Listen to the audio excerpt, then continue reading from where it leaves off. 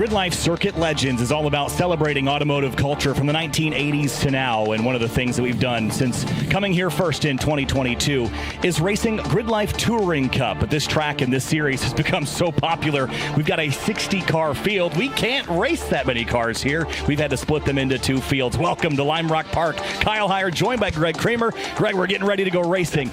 All right, we're back on course this time with the A group. And Greg, the starting lineup for this one, you pointed it out. It is in your words, stout. Eric Cattell, James Houghton on the front row. Tony Marchev and Paul Darling make up that second row, Greg. Yeah, then Kevin Zhu, Matan Rosenberg, row 3, Emil Tab, and Nicholas Barbato, local guy in the outside. Yeah, and you've got to bet. I mean, thinking obviously Eric Cattell, he's so quick here, and Houghton with that great qualifying effort in second. Both of these guys are well placed to make up something here. And Matan Rosenberg, I'm kind of impressed because honestly, the Vet is not, in theory, a great car here compared to some of these other cars, and he did an absolutely superb job in that Vet to qualify it in 6th. And, the problem for him I think, is the weight of those cars. And getting back to Rosenberg, if you haven't seen him for a while, folks, the graphic package he has in that car back from the factory American Le Mans Corvette days is really, really pretty. There it is. All right, folks. Well, they don't have permanent seats here, but if you're in one, might as well get out of it because you're going to be standing up for the start of this one. Field rolls through West Bend, down the hill at turn 7. Gridlife Touring Cups, race 1A here at Lime Rock Park. In a weekend that celebrates all of automotive racing history from the 1980s to now, we continue that legacy with one of the best series in single-class racing at an amateur grassroots level. But the action is anything but. Here we go, side by side, 2 front-wheel drive Hondas on the front row, and we're green and racing at Circuit Legends. Keep an eye on Rosenberg and see if he can. Yeah, he's got nowhere to go. He's got a little bit more torque in that Vet, but nowhere to go. Look at this move around the outside potentially for James Houghton, and I think James, Cattell gets the curve. Car snaps sideways, a little touch, Kyle, but they've been able to save it. But I think Houghton, his car is a lot heavier than Cattell's. I think he knew I got to get to the lead and then be able to defend it. So tight between these two. They've come kind of elbow to elbow a couple times yes, this season back at Carolina Motorsports Park. Houghton with the aggression moves into the lead, and then it's Darling and Marchev side by side for third place. Matan is now up into 5th. He had a nice run and got around the outside up into 5th, but these two already checking out a bit, all because of that battling going on behind here. Side by side, Waldbaum and Lena Chin. I think Sam Scott and Peter Zhang were loaded over down there through turn 6. And this is tough through 7. It's really hard to be side by side there, and they've done it. Front 2, though, Cattell and Houghton nose to tail. Yeah, and Cattell dropped his lefts at the bottom of the diving turn, so he's got some serious commitment unfolding already. And look at this battle for that 10th spot. Look at that scrum of cars heading into Big Bend. And Lee Wombolt has gone off at turn 2 to the inside, waving yellow flag there. The Will driver right on by. Houghton, Cattell, Darling, your top 3. And we'll hope that Lee can get back rolling and keep us green, but it doesn't look like he's been able to move. But there's lots of side-by-side here, so yeah, there is. If there's passes, that's penalty. That'll happen to the tail, so drivers have to be cautious of that. And they're trying to probably all sort of trouble for the second-place car. And he's going to drop down pretty quickly here to 5th place. Oh, man. What happened there? Did he get a misshift maybe? You don't see Cattell making those kind of mistakes. It looks like he's back at speed now. Yeah, it could have been. I would imagine that would be the case if he's back up to speed. He's driving the wrong gear. Waldbaum on defense from Lena Chin. And Rosenberg had to look at Marchev into turn 1. He wasn't able to do anything about it. How about Paul Darling in 2nd place and not too far off of Houghton here? He's not. And if we get a full course yellow and reset the field, the torque out of that M3, yeah, I'd want that right now. You bet. Same thing for Matan there, sitting down with a 4th spot. Cattell able to get back up to speed here in sitting that 5th spot when he came through. So I'm curious as to what happened there. See right behind him, Barbato, and Chin got around Waldbaum. Yeah, so Barbato up to 7th place.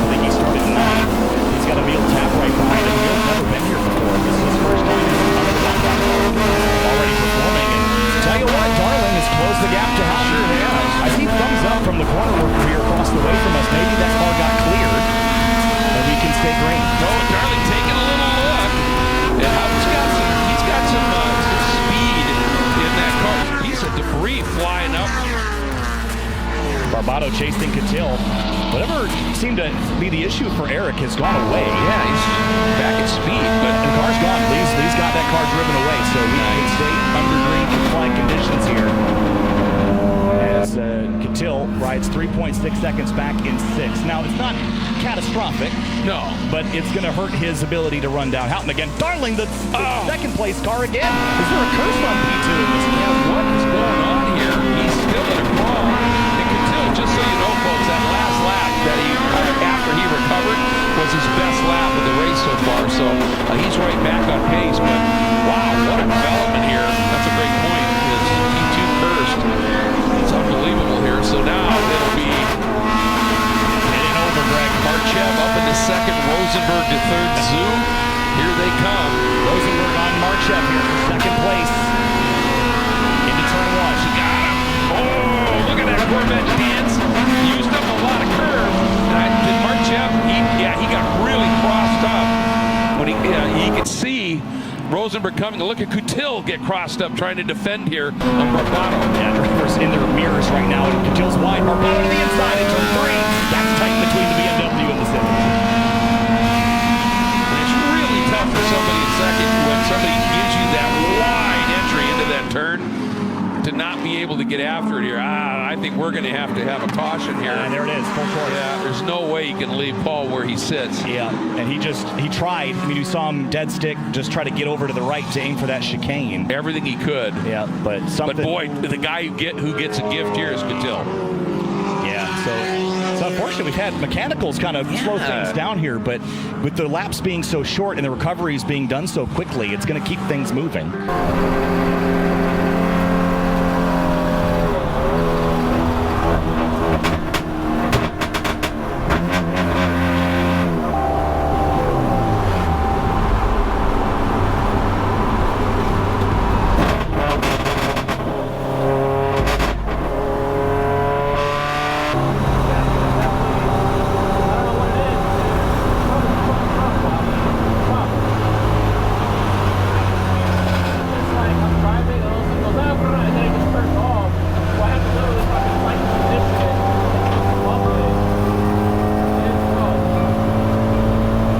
Pace car in. Sorry, you're good. We're both on it, Greg. We're laser focused. And so are the drivers. Green flag, and we're racing again. Houghton.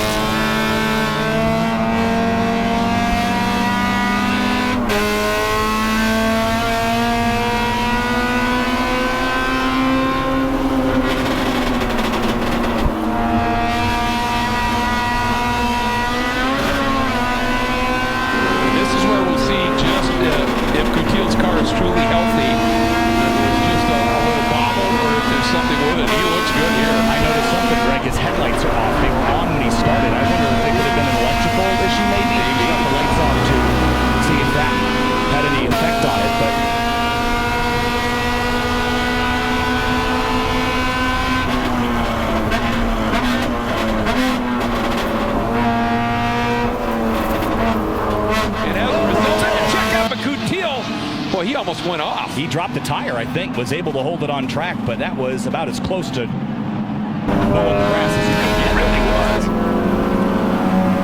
And again, see it stumble. Yep. And it's got a problem. Yes. Yeah, there's something not right with this car. Oh, man. And Vidak got around Waldbaum, too, on that lap, so he's up in the 9th, so he's got a great restart going. Vidak had to punt pretty far left there to avoid Catil, who's again back up to speed, and now Vidak's off course, dropping a tire. So there's some intermittent problem that Catil's able to fix, but you just thought, just stop. Yeah. You know, look at this 2x2.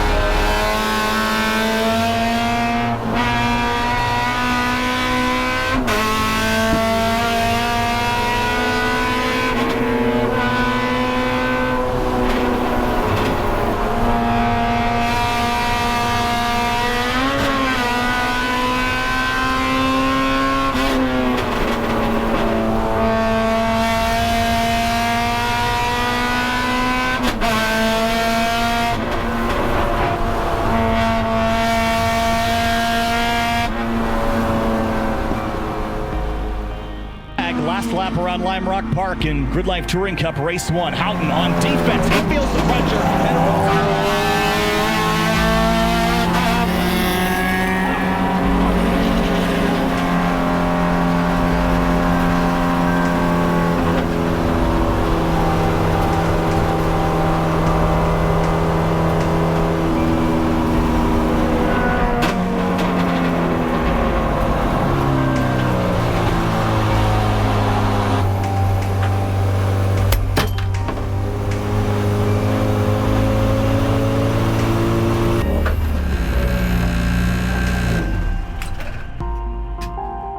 That freaking sucked. I just pulled off track because I was just literally in everybody's way. Throttle body issues. I don't know what's wrong with it. I had to cycle the ignition on the car basically 2 or 3 times a lap. And, God, damn it. Car was so freaking good. Ah.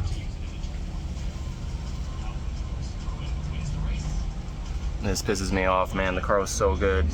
And I couldn't even get a lap in.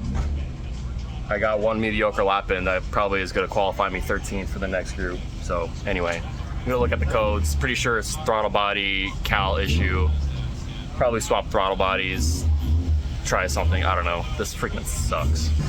Looks like an obvious throttle body issue, but what's interesting is there's so much E85 just chilling right here in the throttle body.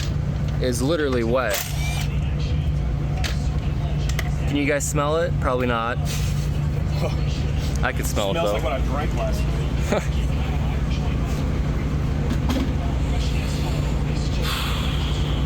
So yeah, we're gonna pull the throttle body. We're gonna pull off all the coils. We're gonna take a look at the injectors. Probably pull the intake manifold off, but something's weird.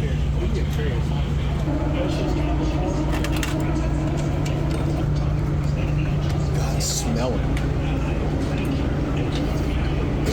Fuel pump is just running the whole time. Yeah, but the injectors are running. It looks like they're not going into here. How they look? They look okay. Yeah, they're kind of nasty, but they're okay. When was the last time you changed them? I don't know. It's been a while. Yeah. You want to pull the manifold? I don't know. I mean, we could take a look at it, but this all looks fine. Then how did E85 get all the way to the throttle body? Like that was a little wet. I don't know. So a few updates here. We're thinking there's a few potential causes. Number one, we think it's the pedal position sensor. That's what all of the check engine light was referring to. So this is a Penny and Giles position sensor. Cody, you want to cycle it? The pedal? So we had a few issues where this stopper, it's kind of hard to see, but the stopper, this nut was on this side, and it looks like there was a groove that was getting kind of dug into that stopper, which was causing the pedal to go further rearward. So when you cal this pedal, you cal it at a 0. So if the pedal would go back even further, your sensor here would have a miscal. So we're thinking that's one thing. We readjusted this linkage here to put this sensor more in its middle of its range. I am going to remake a ground for that sensor. I'm going to put it somewhere and isolate it so it's completely untouched by any other ground. So that's all the work we're doing inside the car. Cody's kind of working on that. I was helping him. The other issue that we kind of found, David discovered one of the grounds for the actual throttle body. So this is a throttle body harness, and then we have a ground. He's currently trying to fish all this out of here. Let's see that copper. I'm gonna take it off. Yeah. So the throttle body harness, there's a ground that goes to the head here, and it looks like there might have been some exposed wire. Yeah. But like an exposed ground wire touching metal would still ground, deal, yeah, right? yeah. So not a big deal. But anyway, we're gonna take the throttle body drive-by-wire harness off. So we're trying to attack this from all angles that we could possibly see. Some other things we're gonna do is we're gonna go back to the secondary throttle body that I have, the throttle body that I actually removed, I believe at Mid-Ohio. Let's take a look at this. You can see that's cut. Yeah. And that was rubbing on the side of the block. So looks like we got a issue there. So yeah, the other thing we're doing is we're going back to my spare drive-by-wire throttle body. We're going back to the 50 mil restrictor plate and the tune that I had at Road America because the car did not have any issues at that event. We're also gonna swap spark plugs just to make sure it's not like misfiring and then the misfiring is causing some kind of throttle issue. I don't know, we're trying to cover all our bases here. So we're also gonna check all the grounds on the engine, make sure there's no ground issues. So like I said, man, we're attacking it from all angles. Pedal sensor, grounds inside the car, and then throttle body, all those grounds, and then hopefully that fixes it. We don't really know. It's a shotgun approach to trying to fix the problem, but I think it's the best thing that we can do, and we're gonna hope for the best. All right, so we got the throttle body back on, and yo, you driving it like a Honda boy, my friend.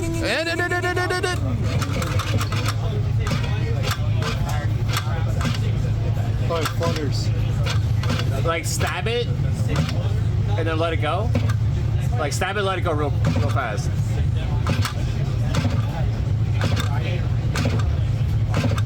I mean, I think it's okay.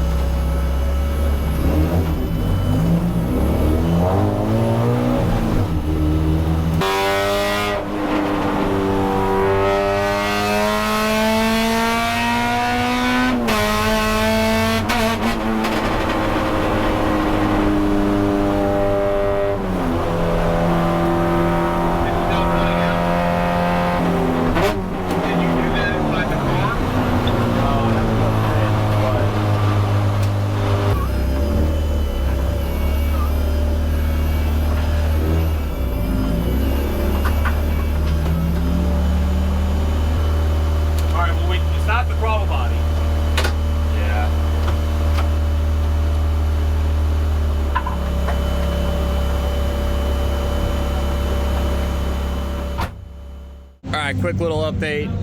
I just did a hardship lap. We still have the issue after all the fixes, and I literally just found, I think it's a sensor voltage wire that was loose on the harness.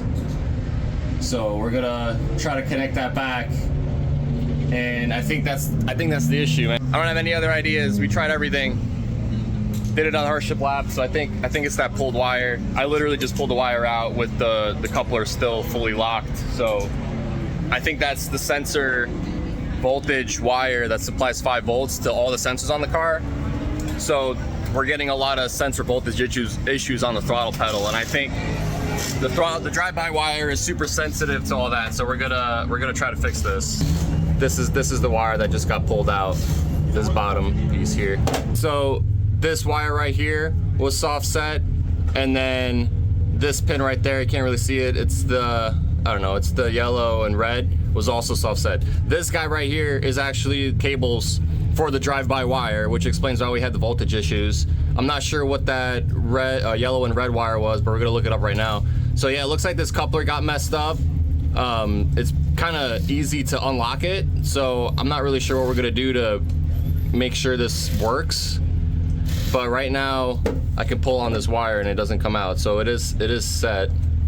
But anyway, man, I think that's it. I think that's it, boys. I think that's it. Is it good? Looks like calibration's good. It's verifying now. So we had, what was it? Other side, right? So we had 26 was soft set, but that was ECU injector. But pin 14 was completely out almost, and that was TPS. So we're thinking that it was a pin 14. So doing a recal right now. Yeah, we're good, David. It's at 5%. That's fine. Let's start it just to make sure.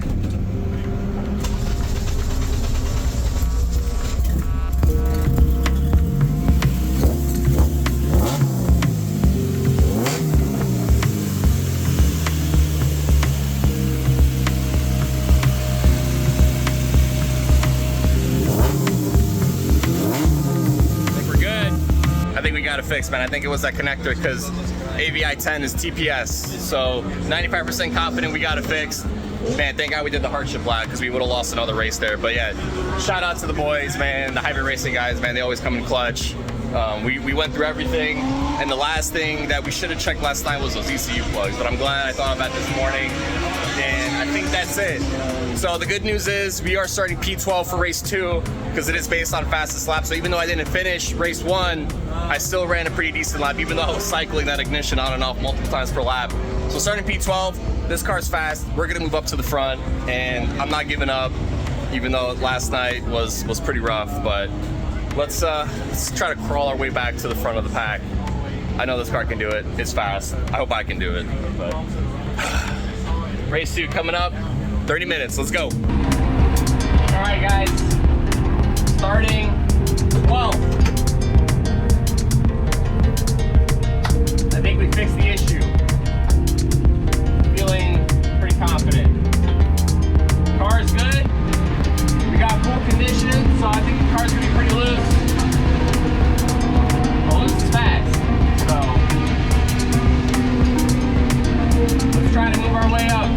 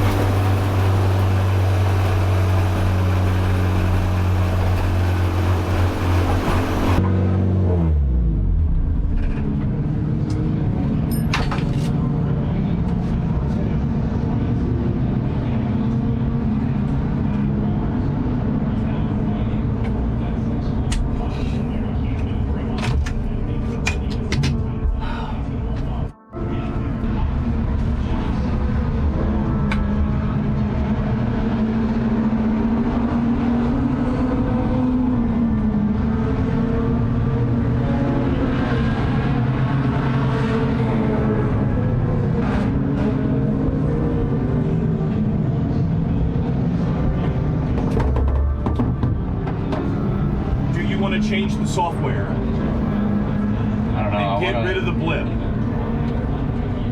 Yeah. If you do that, can you go back out? There's no point. I mean, it doesn't matter. Trying to fix it during the race doesn't help either. I don't know. I'll get another hardship lab. Try it again. Same shit. When did it happen? It just happened after you go full? I don't know. I don't remember.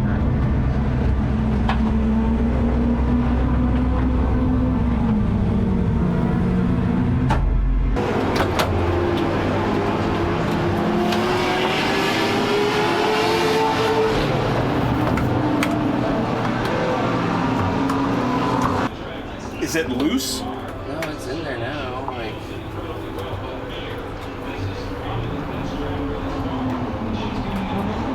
No, it was tight.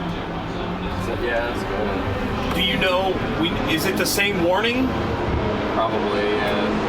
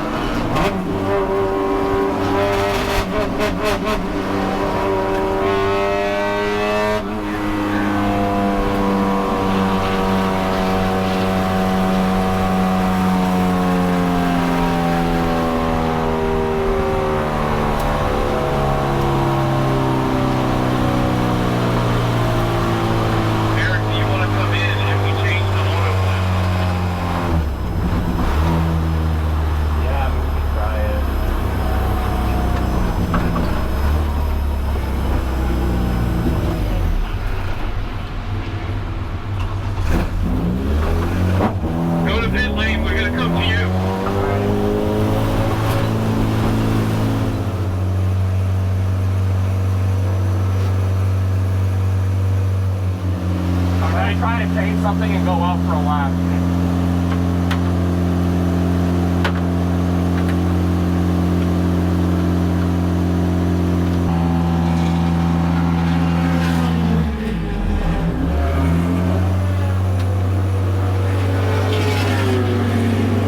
Good, unplug it.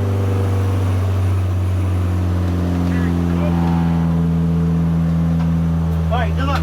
Let us know.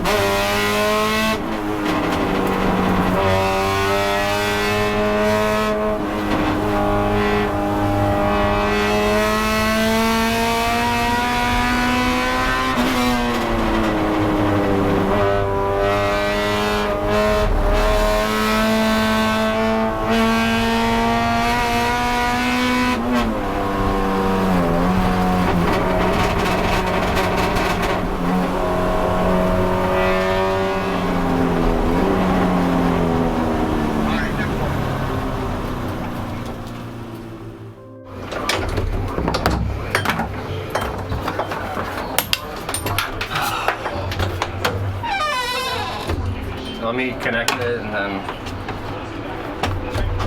I don't know, we could try the other thin wire. I'm almost thinking this is like ECU related. Well, let's see what the code is. Yeah.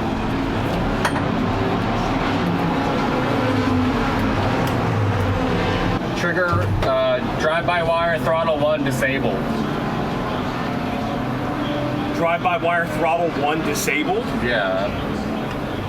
That's it. That's all I'm getting now. P2 109. So I don't understand. Why We doubled AVI4. why does it only do it when you're on it? Find out, man. Well, we could try to get that wire switched over, go out for a hardship lap, and then start race 4. See what we could do. I don't know what else it could be. Other than that sensor just being bad, but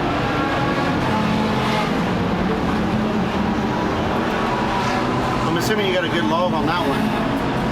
We can All the voltages, yeah. Yeah, we can review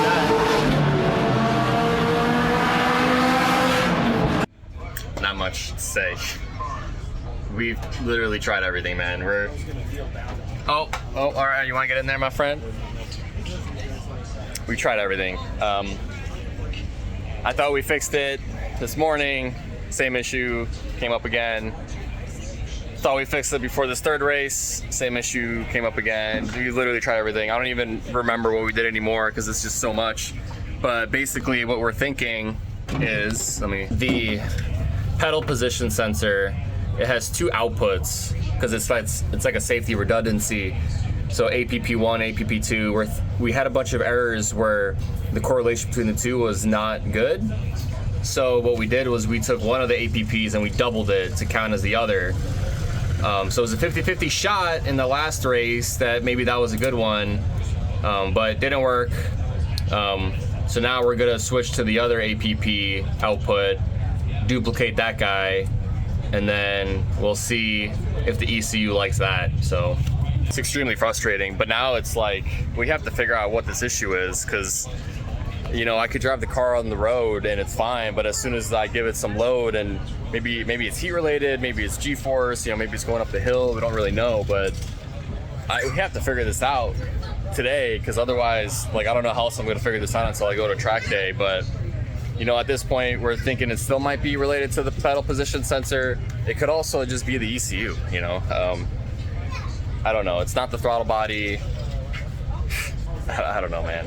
It's such a shame to show up to this event, have no issues in practice, have a fast freaking car that would have been capable. I guarantee you this car would have been capable of winning every single race this weekend. But here we are, man. Just electrical gremlins, and I've never had an issue on a car that has tested me to this extent, to where we can see where the issue happens, but we have no idea why it's happening. So we're gonna swap these inputs, we're gonna duplicate it, try to do another hardship lap, see what happens. Best case scenario, I get to finish at least one race this weekend. Worst case scenario, we don't figure out what the problem is, and that means that I have no idea how I'm gonna fix it at home, besides literally replacing everything. Replace the ECU, replace the throttle position sensor, replace the harness. I don't know. Go to a track day, waste $600 to go to a track day, and then try to, you know, fix these issues. Who knows? But it's just disappointing. You know, I got, you know, all the friends here, fam, and no one can see me race. And at the end of the day, I just want to race myself. It's a lot of time and money to get out here just to not run any freaking laps. So anyway, we're gonna try one more thing, do a hardship lap, see what happens, go from there, and probably just pack it up and get drunk.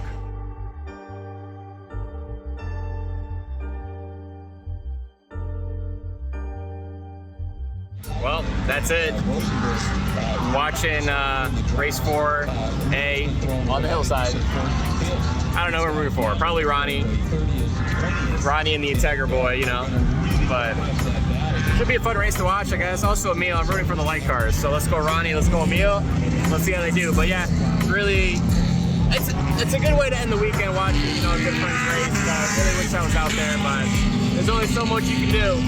But anyway, we're gonna get back home and try to figure out what's actually causing all these issues, and then Autobahn is up next. So anyway, bummer of a weekend, but you know, these kind of things happen, and want to show you guys the highest of highs and the lowest of lows, and this is pretty low. The last two events have been pretty not great. But anyway, catch you guys later. See you. We actually pointed that 2-2 car right into V2.